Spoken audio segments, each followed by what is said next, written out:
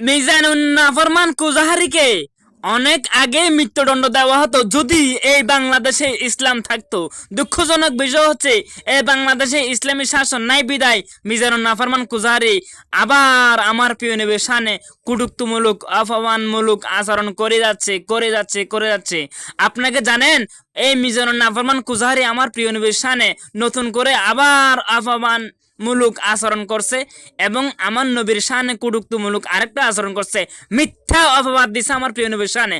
শুনতে চান, দেখতে চান, দেখুন নিচে কে বলে, দেখুন একটু।